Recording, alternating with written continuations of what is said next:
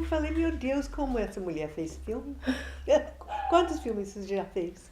Acho que tem uns 30, né? É, Ainda tem uns que eu tenho que terminar. exatamente. Vamos começar. Vamos começar. Não, mas não, tem mais. Tem que é 2010 que você foi para um festival e você ganha primeiro lugar e segundo lugar, Isso foi em 2010, com dois filmes diferentes. era o Festival Ação Mulher, Hum, em Pernambuco. hum. Aí eu mandei, disseram que podia mandar vários filmes, eu mandei 2 filmes. Um era Amores de Rua, e o segundo lugar, agora, esqueci. Eu tenho escrito aqui, depois te canto. Quem foi? Qual foi, Suzano, o segundo lugar? Nos Caminhos do Lixo? Acho que Nos Caminhos do Ah, Lixo. Nos Caminhos do Lixo. Sim, essa foi uma que você pediu para ajudar você a produzir, né? Os Caminhos do Lixo. Eu falei, eu não quis passar, assim, 6 meses no lixão. Não lembro disso?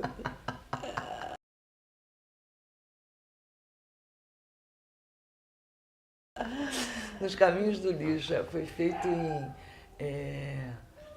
ali Itajaí, né, perto de na Baixada Fluminense. Uhum. São as mulheres que fazem, que catam no lixo para Elas sobreviver. catam lixo para sobreviver. Aí foi muito emocionante. Aí o primeiro lugar era um filme que eu fiz em 93, Amores de Rua, sobre a prostituição, que você conhece, né? Muito bom nessa. E esse das filme. catadoras de lixo, Nos Caminhos do Lixo, foi mais ou menos em 2005, 2006, por aí. Amores de Rua ganhou o prêmio Margaret Mead nos Estados Unidos, né? Não, foi um New York Festivals. Ah, tá. Era um festival que reunia programas de televisão, programas de cinema, tinha várias categorias. Aí nós mandamos o filme, de repente vem a notícia que ele recebeu uma menção honrosa no New York Festivals. E até me convidaram para ir lá, eu fui lá receber. Eu tenho esse papel. Muito bom.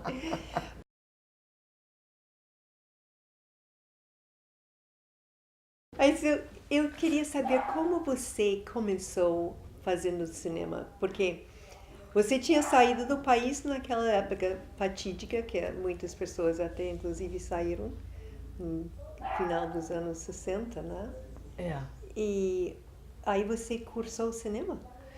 É interessante que eu acho tem umas épocas no Brasil que muita gente tem vontade de sair, né? Parece que agora de novo, né? Querem sair, os jovens, né? E a gente queria naquele tempo sair.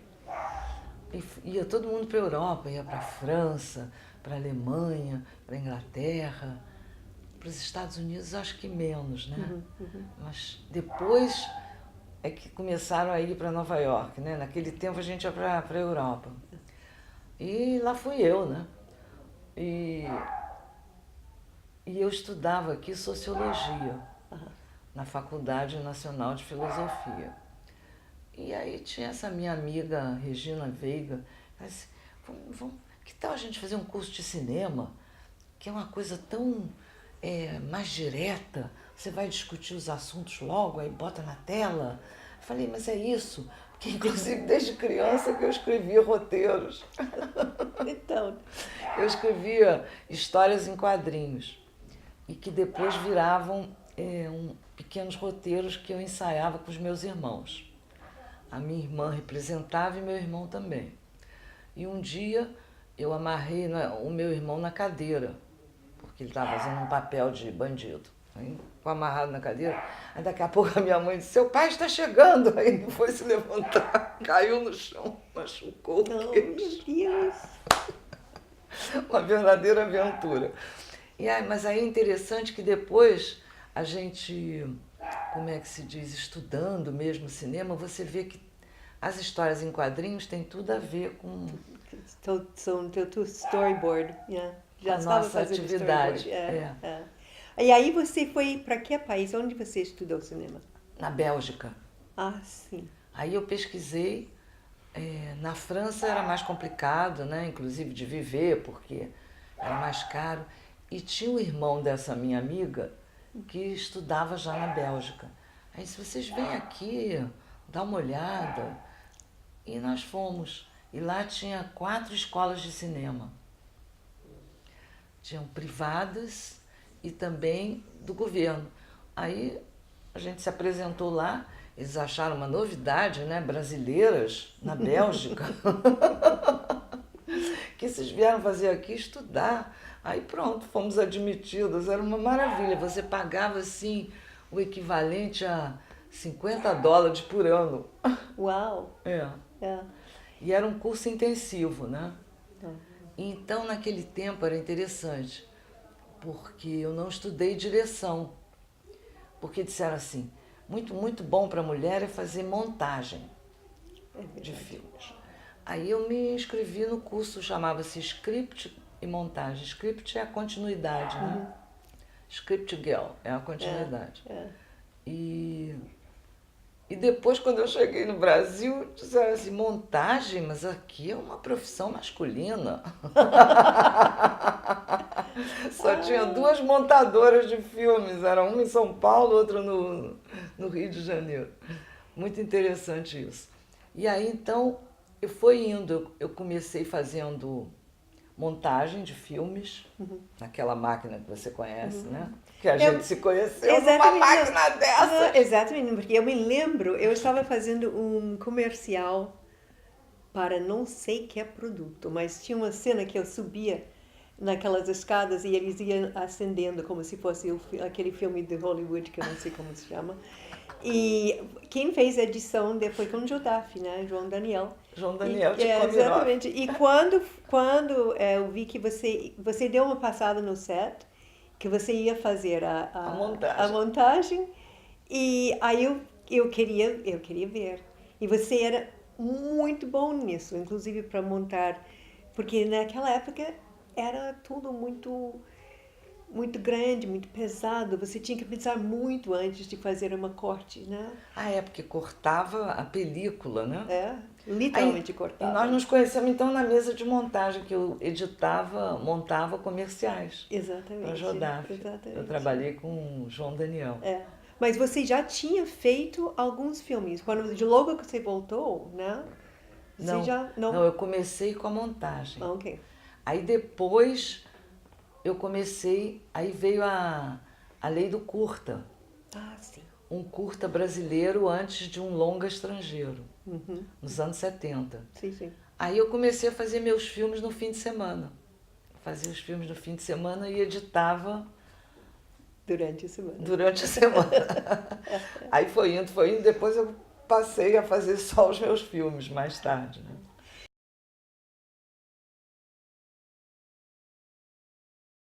Inclusive, tem uma coisa que eu acho que ao longo desse tempo foi mudando todo o equipamento, a maneira de você enquadrar, tudo, né? E eu queria saber um pouco como que você foi se adaptando para isso. Porque, por exemplo, quando nós fomos filmar em Brasília, era mesmo só sendo 16 milímetros, mas tinha tão pouca coisa em Brasília que a gente tinha que levar todo esse equipamento todo. Hoje em dia, você com pouquíssima coisa, você consegue fazer uma coisa, filmar, né? É impressionante isso, né? Realmente, mas a linguagem cinematográfica é a mesma, entende? Então, por isso que é importante você conhecer os princípios, né? Como enquadrar, como apresentar um personagem, como, entende? Que horas você dá um close, tudo isso é importante. Mesmo que o equipamento seja, como é que se diz, mais fácil, é importante você conhecer a linguagem. É. E como montadora, que você trabalhou muito com isso, o que você acha? Hoje em dia você entra para editar, você tem muitos takes, às vezes, como que você faz isso hoje em dia? Numa multiplicação de possibilidades que cria um problema? Porque antigamente você não tinha nem dinheiro para você fazer tantos takes de determinada coisa. É. Né? Então, agora isso dá mais trabalho de edição. Mas como a edição é uma coisa, digamos, como é? como é que chama isso? Digital? Digital, né? Não. Você vai no computador, entende? É mais rápido, mas dá trabalho. Tá. Entendeu? Dá trabalho, porque mesmo clicando, né? Porque a edição agora é clicada. Antes ela era manualmente, você pegava o filme, olhava, cortava, né? Agora não, você clica. Mas a linguagem é a mesma e você tem que ter todos esses conhecimentos cinematográficos, no caso, né?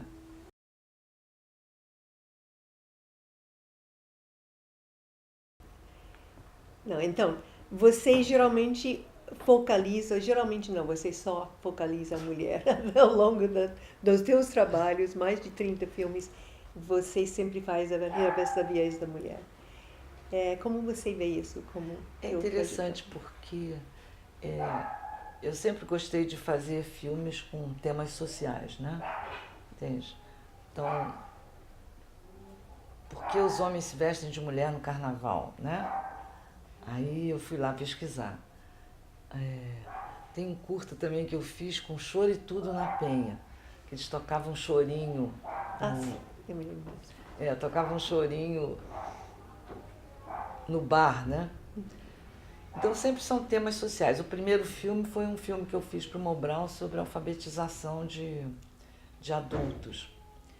E aí foi evoluindo para a questão da mulher, que também era um tema social que começou a me interessar por causa da minha condição dentro desse universo, desse mundo que a gente vive. Exato, era para ser montadora, porque só mulher montava os filmes, enquanto aqui era só os homens que montavam os filmes. É uma questão. É uma questão. E tem uma coisa importante também que a gente tem que falar. O cinema, como é uma arte que envolve muito dinheiro, muito capital, é um espaço masculino. Entendeu? Isso tudo tem uma trajetória, né? Se você vai pesquisar, você vai ver que tem poucas mulheres que assinaram direções de filmes no passado. Né? Quer dizer, eles queriam sempre que você fosse atriz. Quer trabalhar com cinema? Legal, você é uma atriz. Agora, dentro da própria técnica e da direção e de como contar as histórias, era uma visão masculina. Você acha que isso está mudando? Mudou um pouco, mas ainda precisa mudar mais. É interessante isso, porque na década de 70 teve o que se chama a segunda leva do feminismo, né? A primeira foi na década de 30, que inclusive aqui no Brasil foi uma luta pelo voto feminino, porque a mulher não votava. E também isso foi uma onda mundial. Depois tem o que se chama a segunda onda do feminismo, que foi exatamente na década de 70. E foi aí que eu me aproximei de todas essas ideias. E eu acho que agora estão retomando isso. É verdade. Não é? É verdade. É interessante. Estão retomando. Eu fui a uma passeata o ano passado que diziam, as meninas muito jovens diziam, foi quando o Cunha queria tirar a lei do aborto, que é uma lei de, sei lá, de 30 ou 40 anos atrás, do século passado. E aí elas foram para a rua e diziam assim, a América Latina vai ser toda feminista, entendeu? Aí eu falei, resgataram a palavra, porque teve uma época que era proibido falar em feminismo, você tinha que falar movimento de mulheres, que aí ficava uma coisa mais geral. Então são todas essas lutas sociais que sempre me interessaram. Mesmo quando eu fiz o filme da Rocinha, A Rocinha Tem Histórias, que foi um filme que teve muita repercussão nos anos 80, já era um problema de alfabetização, já era um problema social, né?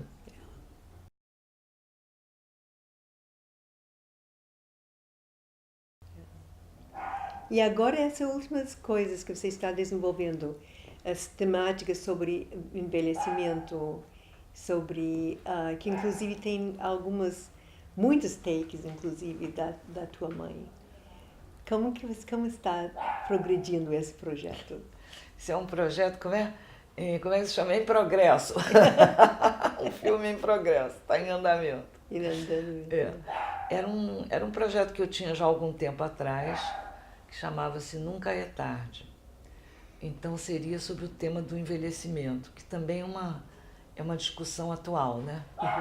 Porque como está acontecendo que a gente está vivendo mais, não sei se para bem ou para mal, porque eu me lembro que quando eu estudava na faculdade de filosofia, na década de 70, a idade média do brasileiro era 40 anos. Eu nunca me esqueci disso, porque como a gente estudava e pesquisava, né, esses temas, e agora realmente acho que é mais, né, acho que é 70. Então é um tema que foi evoluindo e que agora está em discussão. O que fazer com tanta gente que vive mais. E o projeto Nunca é Tarde era exatamente para mostrar que as pessoas tinham que continuar em atividade, porque elas são, acima de tudo, seres humanos, e não velhos, moços, jovens, meia-idade, nada disso. Você é um ser humano que está em sua atividade, seja a idade que você tiver, né? Depende da sua conservação, da sua consciência, né? E que eu acho que tinha que acabar essas histórias de idade, você é velho. Como tinha que acabar também essas histórias, você é homem, você é mulher, você é um ser humano. No fundo é isso. No fundo é isso. No fundo é isso que eu estou buscando mostrar nos meus filmes. E tem uma entrevista que eu vi uma vez, acho que uns 20 anos atrás, que tinha um grupo de um grupo de alemães, né, que defendiam a seguinte teoria, que eles eram uns homens que queriam sair na rua vestidos com uma roupa que não mostrava o sexo, se era homem, se era mulher. Aí foram perguntar, mas que história é essa? Porque a gente quer acabar com essa história de botar na carteira de identidade. Você é homem, eu sou mulher, nós somos seres humanos e pronto, ponto final. Então eles começaram a se vestir de uma maneira híbrida, entendeu? Isso foi um grupo que se formou, mas eu acho que essa discussão também qualquer dia vai retomar. Provavelmente. Okay, what goes around comes around. Whatever. É igual a história The world do feminismo. continues to turn.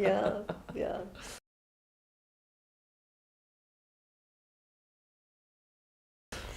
É interessante você estava falando do feminismo como uma coisa que vai e volta. E nos anos 80 você e Kate participaram daquele coletivo de mulheres de cinema e vídeo, né? E hoje a gente observa o surgimento de vários coletivos, vários grupos, né? Como que você vê aquele momento que vocês, né, o que vocês estavam querendo ali naquele momento histórico, digamos assim, que acabou não durando tanto assim o coletivo, né? E em comparação com os dias de hoje que você está observando a cena atual. É interessante isso. Pois é, porque eu conheci a Kate na mesa de montagem. Depois a gente se reencontrou, não foi? Exatamente nessa época. A mesa de montagem, anos 70, depois os anos 80, que a gente começou a se reunir e fazer o coletivo de mulheres de cinema e vídeo do Rio de Janeiro. Isso foi uma ideia que surgiu aqui entre nós e se alastrou. Teve reuniões assim com 40 ou 50 mulheres na época aqui no Rio de Janeiro. E eu me lembro que eu tinha uma amiga paulista que dizia: como vocês fizeram isso no Rio de Janeiro? Nós vamos fazer em São Paulo também. Eu falei: tem que fazer no Brasil todo. E naquele tempo eu era presidente da Associação Brasileira. ABD, Associação Brasileira de Documentaristas. Então, a proposta naquele tempo era, por exemplo, Festival de Brasília. Aí a gente faria um evento paralelo com filmes de mulheres, entendeu? E que aconteceu em Gramado e que aconteceu em Brasília, entendeu? E esse coletivo durou pouco tempo, claro. Por quê?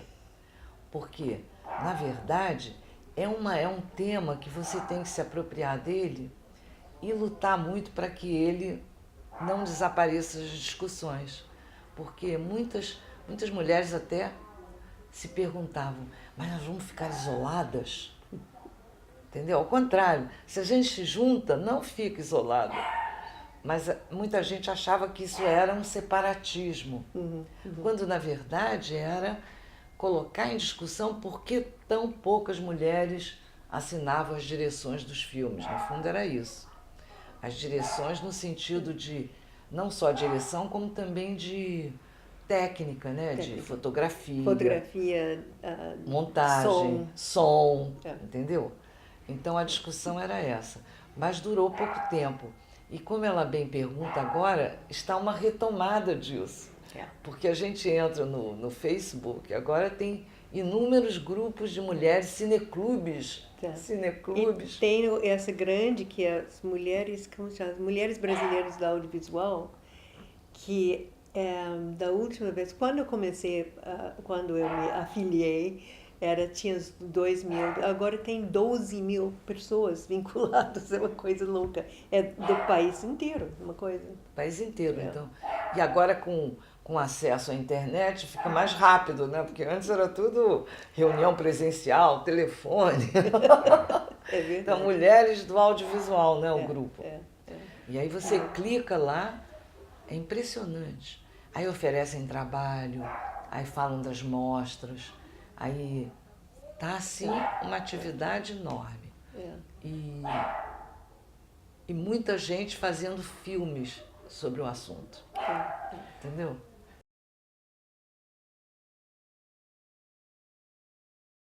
Então, Eunice, a gente vai ver agora A Rocinha Tem Histórias. Eu queria que você contasse um pouco como foi filmar isso, quais eram as reticências. Eu me lembro que você falava quando você estava editando, você ficava com uma dificuldade de terminar, mas que você, em algum momento, você tinha a sensação que teria um sucesso esse filme. Como foi esse processo de fazer esse filme?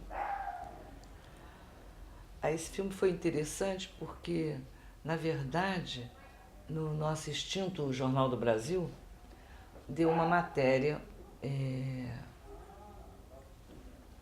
de capa, né, do segundo caderno, falando sobre a educação alternativa, que eram as escolas chamadas escolas comunitárias.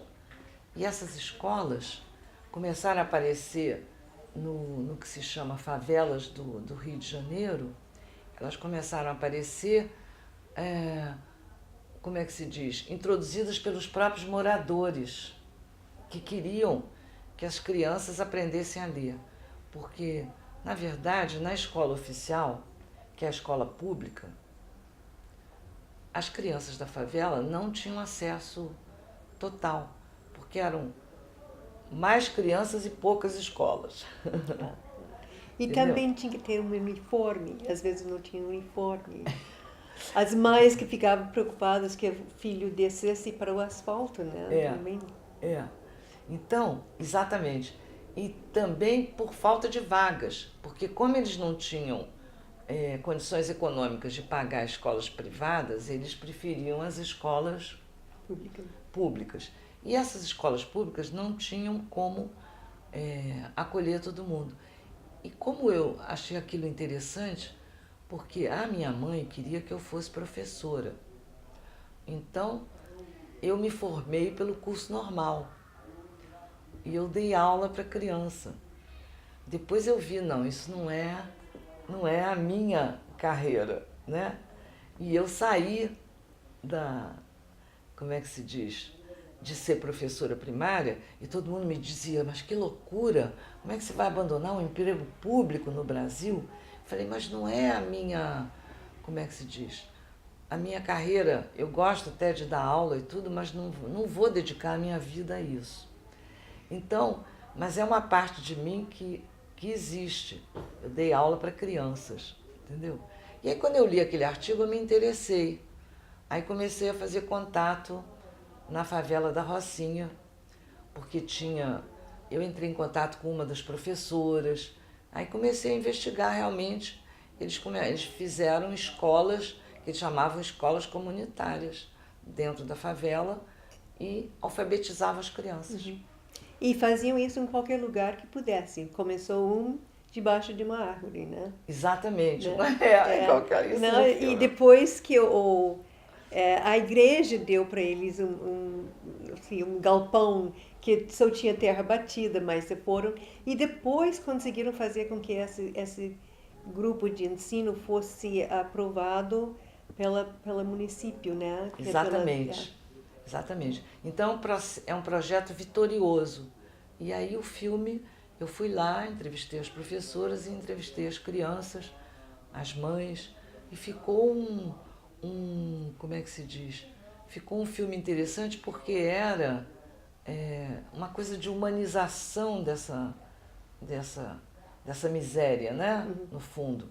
E com uma experiência vitoriosa, que tem isso também. Eu gosto de falar sobre experiências que vão e que dão certo, que vão para frente. Foi um pouco isso. E tem uma coisa que eu nunca esqueci, que eu mostrei o filme. Aí o filme começou a ganhar prêmio. Festival de Brasília, Festival de Gramado. E lá em Gramado alguém disse assim, que tinha um dos meninos, uma das crianças, que tinha um ratinho de estimação. Um ratinho branco. E aí lá em Gramado disseram que nunca tinham visto uma cena dessas tão emocionante. Porque a gente não imagina, né, que você tenha um bichinho que no fundo era um ratinho branco lindo de estimação. Ok. E isso você pode falar como que você foi lá por causa dos livros que as crianças contavam suas histórias. E depois você me disse que se interessou pelas brincadeiras também. Sim. Como? Os livros que eles publicaram, que eles escreveram e publicaram. A Funarte, isso é muito interessante. E o projeto também incluía que não só se formassem essas escolas, como também as histórias, aí que está, as histórias que eram contadas nos livros, né, dos meninos que não eram da tal comunidade, da favela, eram completamente diferentes das histórias deles. Então as crianças foram incentivadas a contar suas próprias histórias, porque aí eles se identificavam e ficava mais fácil o processo de alfabetização deles. Porque aí valorizava aquela história. Então por isso que inclusive o filme se chama A Rocinha Tem Histórias, porque eles contavam as próprias histórias valorizando a vida deles. A Funarte que até inclusive publicou alguns desses livros, né? A Funarte publicou os livros, exatamente.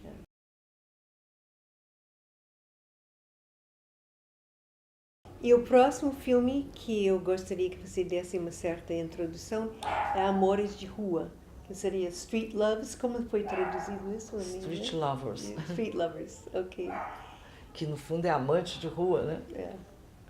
Bom, esse filme, Amores de Rua, que também ficou bastante conhecido e premiado, foi interessante porque eu conheci a Gabriela Silva Leite numa reunião feminista. E ela se sentia que as feministas não acolhiam o assunto da prostituição, entendeu? Então, numa reunião que a gente foi em Minas Gerais, uma reunião ampla já do movimento feminista da aquela famosa década 70, 80, já não me lembro mais, ela estava lá e ela colocou essa questão. E ela falou sobre o projeto dela de legalizar a prostituição no Brasil. Aí eu achei interessante isso. Aí fui falar com ela e digo, gostei muito do que você falou e um dia eu queria fazer um filme sobre o seu trabalho.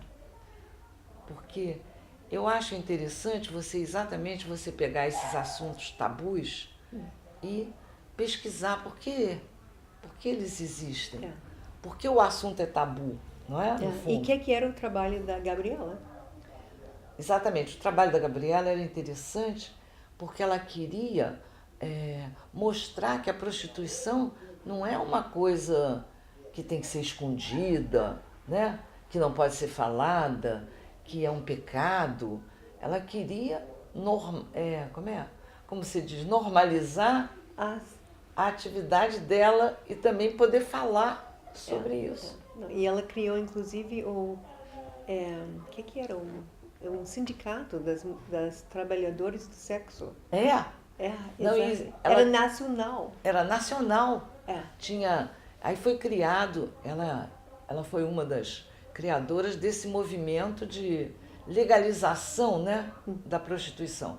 Mas não só legalização pela lei, como legalização de poder falar do assunto. Foi isso que me interessou. Né? Aí eu fiz um pequeno projeto, entrevistei ela e comecei a percorrer os canais como é que se diz, de financiamento. Inclusive eu fui ao Banco Itaú, que naquele tempo ajudava. Aí o rapaz me recebeu lá e disse assim, Eunice, prostituição, fala sério, não tem outro assunto não? Isso não vai, como é que se diz, ser possível você arranjar financiamento para falar disso. Mas esse filme também tem uma coisa, uma marca bem sua, que você quer ver uma história de vencimento, uma história de superação. No final desse filme, os depoimentos dessas mulheres é absolutamente contundente e de uma força absolutamente especial. Realmente você consegue, dentro dessa história toda, criar uma história de força. Aí foi interessante que aí eu tinha um amigo que era meio alemão e meio brasileiro, Frederico, lembra dele? Sim. Frederico Fulgraf. Aí ele disse, eu vou te ajudar. Aí ele disse, você manda esse projeto para uma entidade lá na Alemanha que ajuda projetos sociais.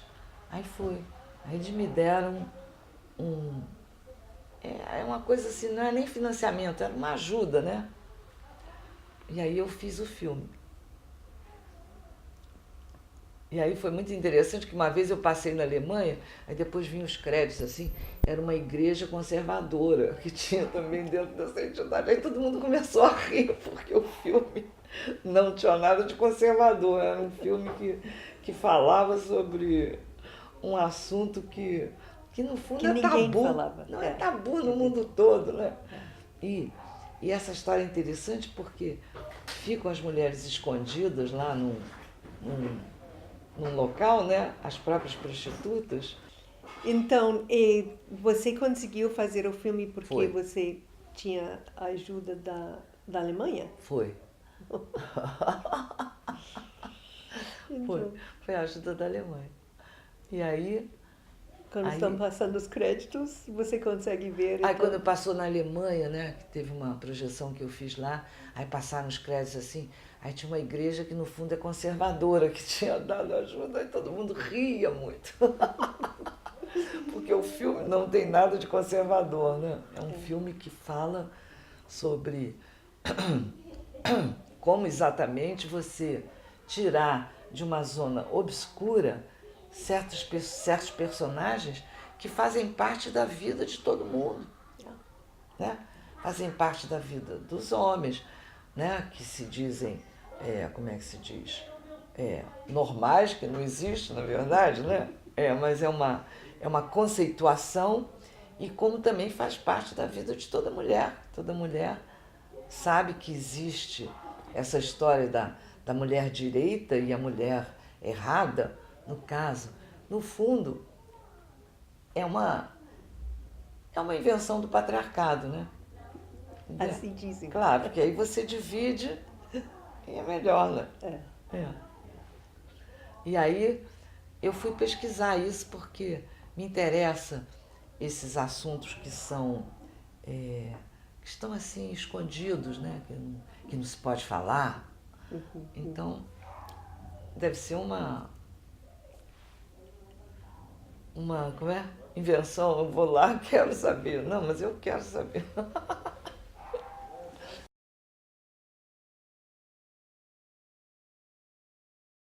Então, e essa Som no Carnaval que você gravou com que você gravou, filmou com os homens que saem vestidos de mulher no carnaval? Isso é interessante. É interessante também porque aqui no carnaval existe essa tradição, né? Aí eu fui resgatar o assunto e encontrei fotos de 1913. Oh, De homens que se vestem de mulher no carnaval.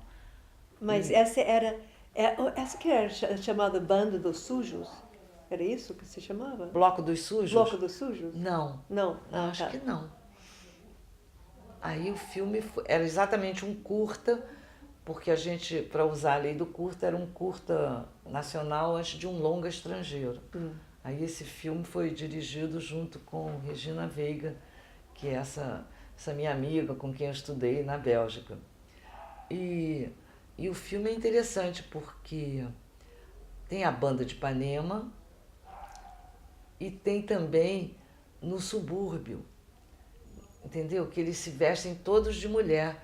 E muito interessante que as mulheres deles ajudavam, explicam que ajudam eles a se vestir porque eles vão ficar muito felizes. E isso eu descobri quando eu fui fazer um filme que era com Choro e Tudo na Penha, e eles falavam que saíam de vestidos de mulher no carnaval. Foi aí que nós tivemos a ideia de fazer o filme. E teve uma repercussão muito boa também, e também é um assunto que não se aprofunda, né? Fica parecendo uma brincadeira, mas tem a ver com toda a nossa história, né? Que nós somos, né? Aquela história dos sexos. Que sexo você é? Nós somos homens e mulheres, né? Já Margaret Mead falou, né? Que o ser humano é bissexual. Então, tudo isso é muito interessante abordar. E uma vez eu passei esse filme no festival e disse: você está falando contra os homens? Eu digo: não estou falando contra ninguém, estou falando que dentro de nós existe essa história de você se interessar pelas duas atitudes, né? Existe isso em cada um de nós.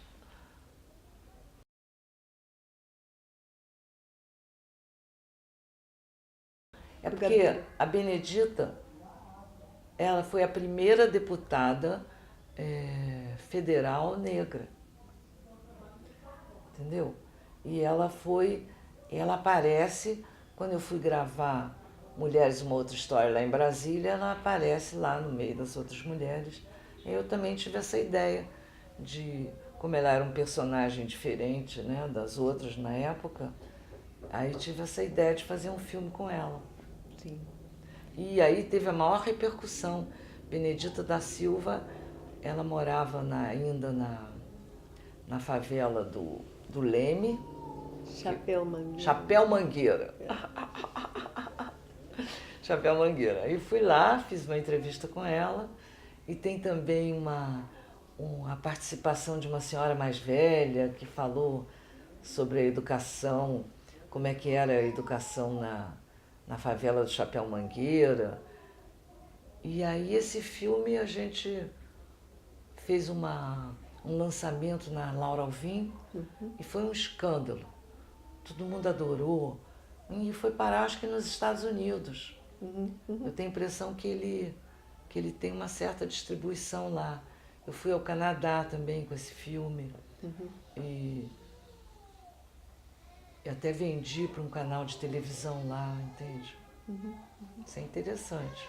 É a história, é o início da trajetória dela de deputada negra. Depois ela chegou, isso não está no filme, mas ela chegou a ser governadora do estado do Rio de Janeiro. E ela trabalhava nas feiras, né? Ela tinha um trabalho na feira. Ela começou trabalhando nas feiras. É uma loucura. É uma loucura. Ela conta essa história toda de quando ela era criança, muito interessante.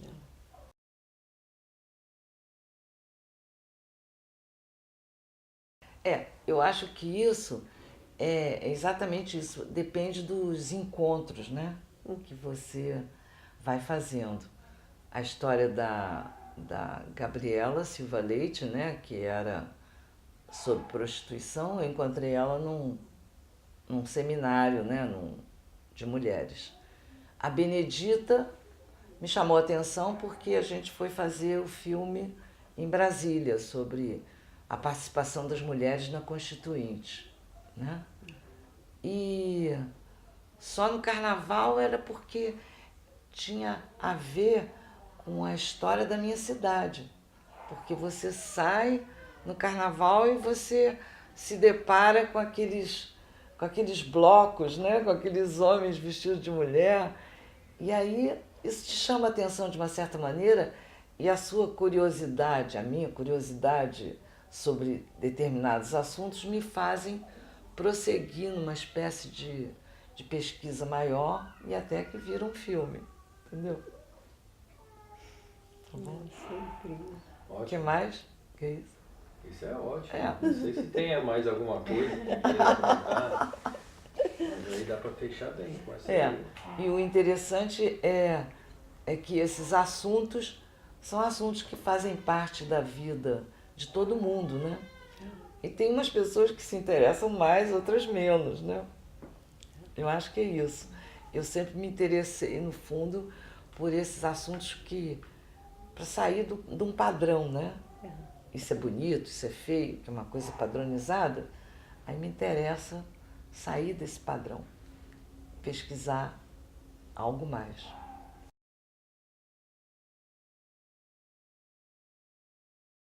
Sim, a maneira de você editar. Tempo.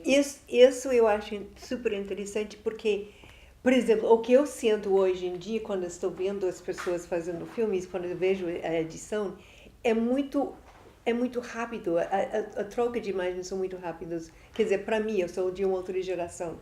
A maneira que você cria a tua personagem pela respiração que você dá, pelo tempo que você dá na tela, pela maneira de você cortar, editar. Eu gostaria de saber um pouco mais como você vê isso, mesmo porque você veio de um background de alguém que faça justamente edição e como que você dá esse respiro, essa respiração dentro da tua obra. Aí é que tá. Eu acho que o interessante disso tudo é que volta pro... Você tem que ter um conhecimento da tal da linguagem cinematográfica, né? Então você tem que saber que horas usar um close, que horas você passa para o plano geral, como apresentar um personagem, certo? Então, isso é muito importante, isso tudo faz parte também de um estudo que eu fiz, né? Então eu sei, por exemplo, tem alguns filmes que não apresentam o personagem. Vai contando a história, mas não diz a que você veio, tá? Isso é importante. Isso é importante tecnicamente, como também é importante, aí é pessoal, né? De você gostar de fazer isso, né? Entendeu? No fundo, você quer que as pessoas compreendam o que você vem raciocinando. Então você se utiliza da linguagem cinematográfica, mas isso está em você. Bem, o que eu penso assim, porque trabalhar com documentário para mim é uma coisa muito difícil, porque vendo de uma área de cinema de ficção, você começa, você vai filmar, você já sabe, você sabe para onde que o ator vai entrar, quais são as coisas que vai falar, onde vai ser tua luz e como que a cena vai fechar e quanto tempo provavelmente vai durar. E em documentário você não tem isso. Você está jogado lá para pegar o que você conseguir. E, no entanto, você tem que justamente saber quando fazer os closes, quando fazer... Como que você trabalha isso nesse tempo tão superimposto no teu ritmo, né?